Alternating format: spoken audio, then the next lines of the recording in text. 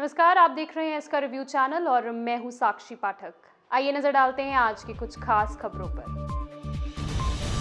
दुश्मनों की धरती में मचा कोहराम, 5 के पंच से पस्त हुआ पाकिस्तान। इमरान के गिड़गिड़ाने की 2 बड़ी वजह जानिए एक्सक्लूसिवली सिर्फ हमारे चैनल पे। बालाकोट हमले के बाद पाक को पता चली अपनी औकात, भारत अब लेगा बदला, होगा दंगल। Can I have a glass of water, please? This is how media is sensationalizing the news. These anchors of media channels are no more just the anchors. They have become the star anchors. Dramatics, theaters, इनसे सब कुछ करा लो इलावा 5Ws and H के। अब 5Ws and H की जगह ले ली है ड्रामा, विवाद और सस्पेंस ने। अब ये जो बड़ी बड़ी हेडलाइंस आती है with the question mark in the end, ये हमें न्यूज़ बता रहे होते हैं या हमसे कंफर्मेशन मांग रहे हैं। न्यूज़ इन्फॉर्मेशन को मनोरंजन बनाया हमारे न्यूज़ चैनलों ने और मनोरंजन को ही न्यूज़ इन्फॉर्मेशन बनाया हमारे न्यूज़ चैनलों ने। अब नतीजा ये है कि राजनीति इनके लिए एक इवेंट मैनेजमेंट बन चुका है और इवेंट मैनेजमेंट के साथ साथ जो हेडलाइन मैनेजमेंट करके अपनी पीआर की भूमिका निभाते हैं उनकी वैल्यू भी बहुत ज़्यादा बढ़ चुकी है।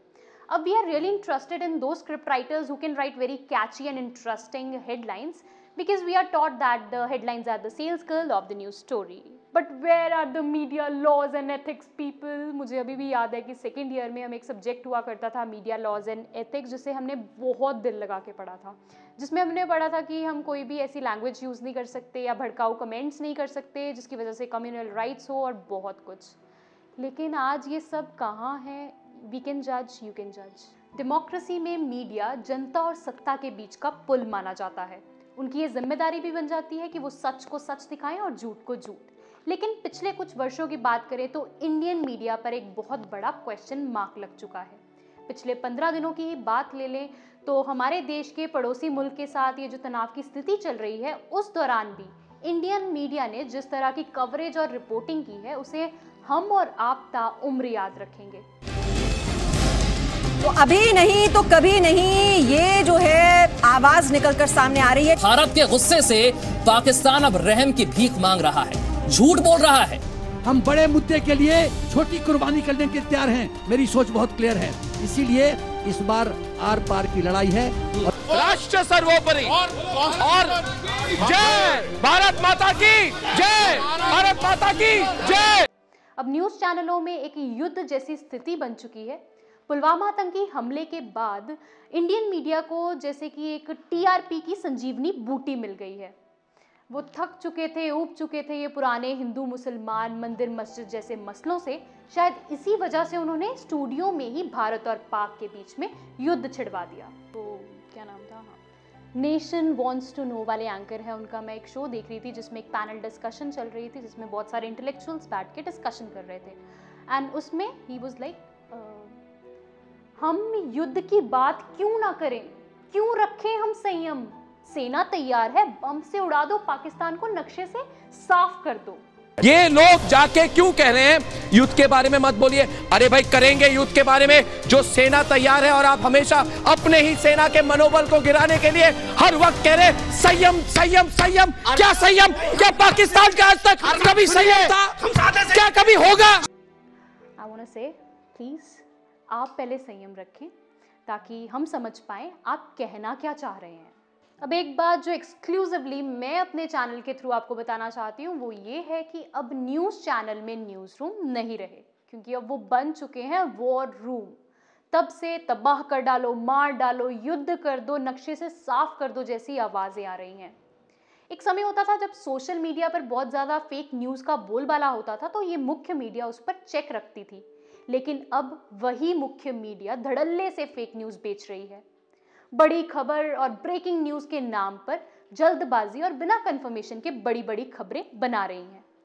एक समय होता था जब मीडिया सूत्र शब्द इस्तेमाल करती थी तो लोग उसे गंभीरता से लेते थे, लेकिन आज वो विश्वसनीयता नहीं रही। अब हम सच जानने के लिए ग्लोबल लेवल पर जो इंटरनेशनल चैनल्स हैं उन्हें देखते हैं। गेम की वीडियो को एयर स्ट्राइक की वीडियो बताकर फैलाया जा रहा है और वॉर रूम बने स्टूडियो में न्यूज़ एंकर सेना की वर्दी पहनकर खिलौने वाली बंदूक लेकर खड़े हैं और कुछ रिपोर्टर्स तो त्रिशूल पकड़कर रिपोर्टिंग कर रहे हैं।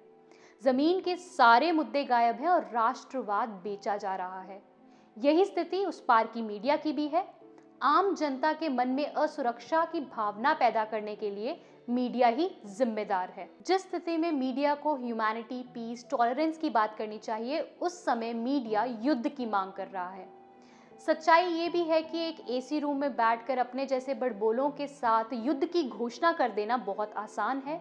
ये लोग वहीं बैठकर देशभक्ति के सर्टिफिकेट्स भी बेच रहे हैं। एक एंकर रक्षा, कूटनीतिक, विदेश, अर्थ व्यर्थ जैसे मामलों का एक विशेषज्ञ बन जाता है और तय कर लेता है कि हमें पाकिस्तान के साथ मैच करना चाहिए या नहीं, और अगले ही शो में वही एंकर पाकिस्तान की मीडिया के साथ एक कंबाइंड शो कर रहे होते हैं। INB मिनिस्ट्री के द्वारा कुल 827 चैनल्स को लाइसेंस मिला हुआ है, जिनमें से कि 50% न्यूज़ चैनल्स और करंट अफेयर से रिलेटेड चैनल्स हैं। इनके ओनर्स या तो बड़े बड़े राजनेता हैं, उद्योगपति हैं, बिल्डर्स हैं या फिर शराब के ठेकेदार। अब लिटरेसी वर्ड तो हम सब ने सुना है, लेकिन need of the hour is to be a media literate too. News channels को समझना, सुनना और एनालाइज करना भी आजकल बहुत ज़रूरी बन चुका है। आजकल न्यूज़ चैनल्स के आलोचकों की तादाद बढ़ती नज़र आ रही है। अब अगर हम न्यूज़ चैनल्स के प्रशंसकों को ढूंढने लगे तो उनसे ज़्यादा उनके आलोचक हमें ज़्यादा मिलेंगे। True journalism is based on media laws and ethics, so let's come back on that. The students like me and you who are into the journalism and wish to be in media should understand the role of media as the fourth pillar, as a watchdog and the pressure group in democracy. And इसका review girl को comment section में anti nationalist मत कहना।